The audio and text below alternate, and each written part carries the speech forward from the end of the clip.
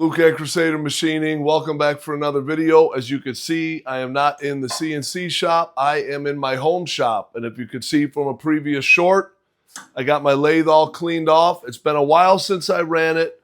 So I am going to take it through a little bit of preliminary runs, turn on the spindle, run the auto feed, run the tailstock and the quill, make sure everything works good, looks good. Follow along with me while I do it. And if anybody watching this is very unfamiliar with manual lathes and you want to learn more, drop a comment. I'll go over the anatomy of it, what everything is, how it works. Let's go.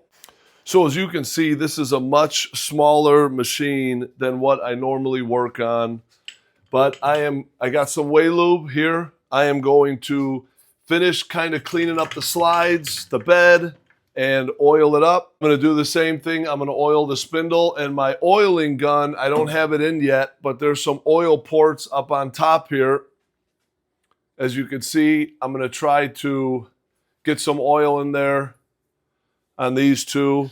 I'm going to oil all these areas. I couldn't find my oil can, so I just bought another one. It's just not in yet.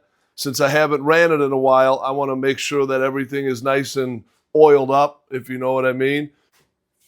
Want to make sure that my bed, my slides are nice and clean all the time. I've had this machine for probably a little bit north of 10 years. Last I had it on, it operated very well. And all I have in here is some 68 way lube. Same thing we use for the CNCs. It's good enough just to keep the bed, as I said before, nice and oiled up. There we go. And I'm going to do the same thing with the tailstock.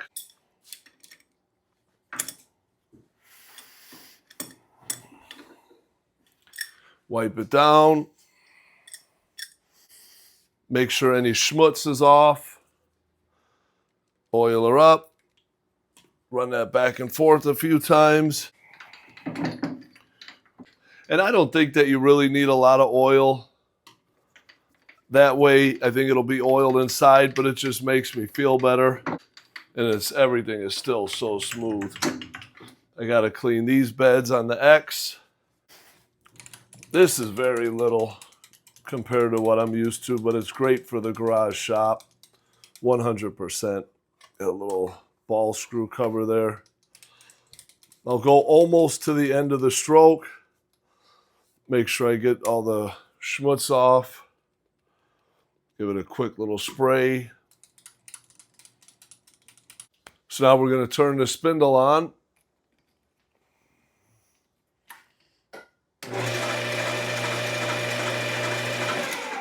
Beautiful. Check it in reverse.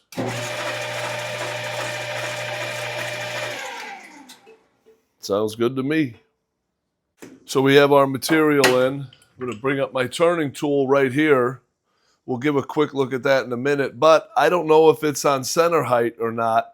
So that's what we're going to check right now. Set that tool on center. Looks like my tool is nicely on center, but I think that copper was a little bit gummy and a little bit crappy for what I'm trying to cut with this tool. I'm going to change it up to some free cutting, very powdery bronze. Let's see how that looks. And this is my tool right here. Nothing fancy, nothing special. All right, we got this bronze. We'll pop in. Nothing fancy, nothing very difficult. Just want to feel how it cuts because that other stuff felt like garbage.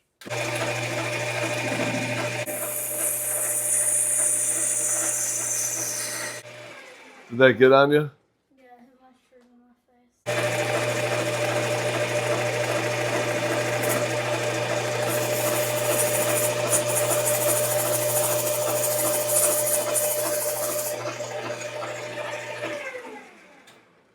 Now we were cutting that manually. Looks good. Feels good. Now I'm going to try the auto feed.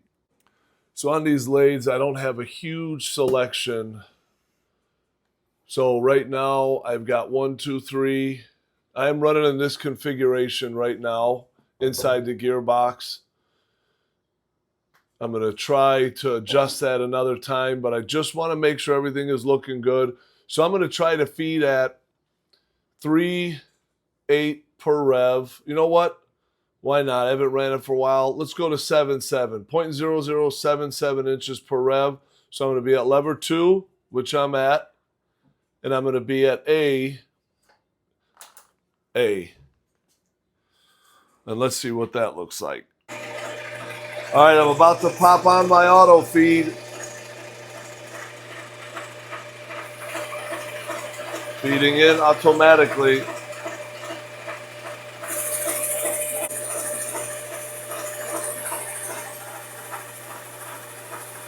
Looks good.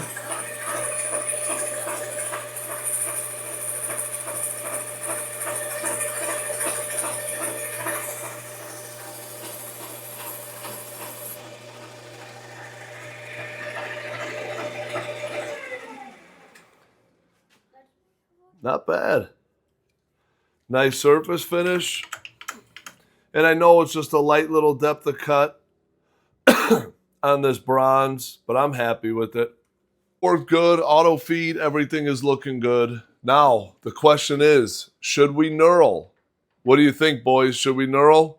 Yeah. I'm here with Michael and John chilling. They're watching me machine on the lathe right now. The next generation of machinists are right here, but they think we should knurl. I don't know if that's big enough, but you know what? We're going to try it. Let's knock this out. Tool out. Make sure everything is nice and clean. Knurl in. This knurl tool is definitely, I don't want to say definitely, we'll find out. Generally, you wouldn't want to knurl something this size with a knurl tool this small, but I'm going to anyways. And see how I have the knurl tool at an angle? I noticed when knurling, instead of cutting with the whole force of the knurl, cut with one edge. So let's see what it looks like. Bring our knurl in.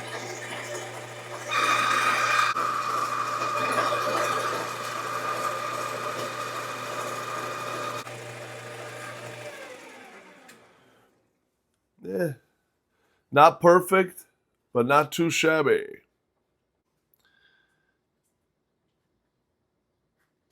Not horrible. My RPM was definitely way too high. I got to get back in the gearbox to change that out. But altogether, a lot better than I thought it would be. You know what? I want to do that the right way. I'm going to get a smaller piece of material. And what's these weird machines? I'm going to turn this down, and then I'm going to re-knurl it, do it the right way.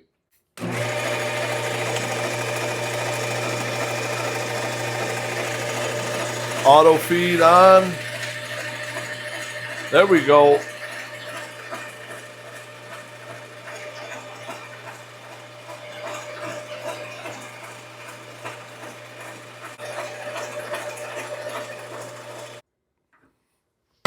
This one, I'm going to go with this different type of bump knurl. Should be a good diameter to do it. Let's try it out. All right, I set the height of the knurl. I'm going to bring that sucker in, engage, and hit on the auto feed.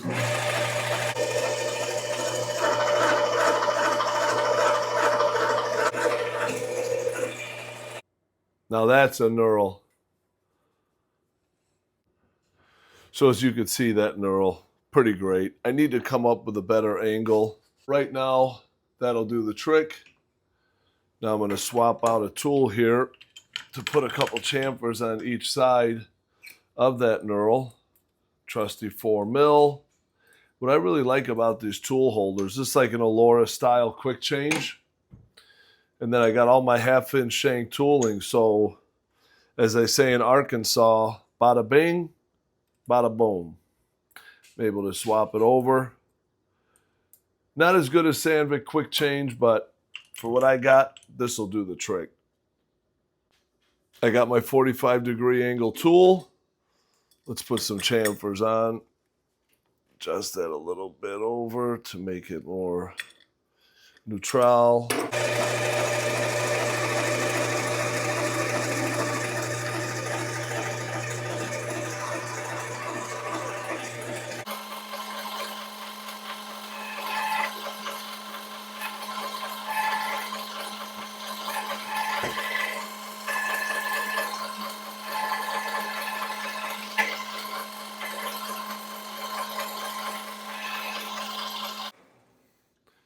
Now we're just goofing around, just having fun. But that looks pretty cool, doesn't it? Now I got to go to my fancy tool chest, get a spot drill. Not the best, but that'll work.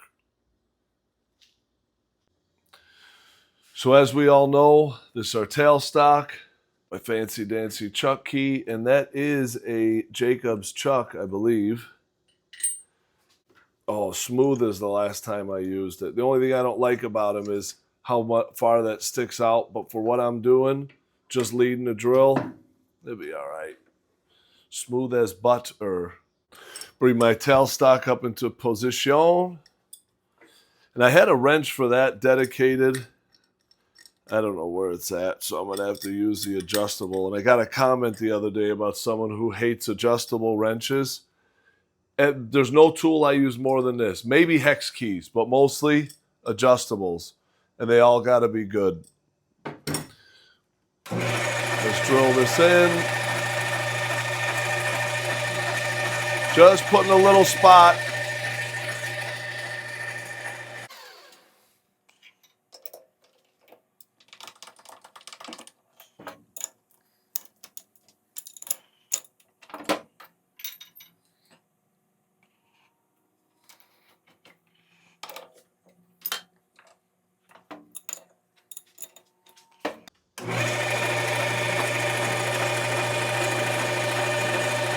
Beautiful chip.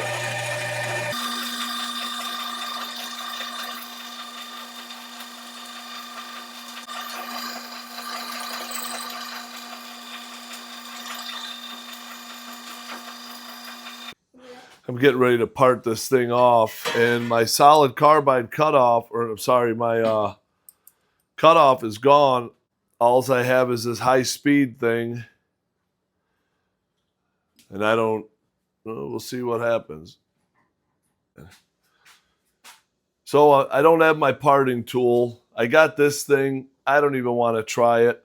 I'm going to bring my good 1/2-inch parting tool from the shop at work and part this sucker off, but I'm not worried about it. The main thing I wanted to do was to make sure that everything worked in order, because I want to do a little series on YouTube about manual machining at home in an at-home machine shop.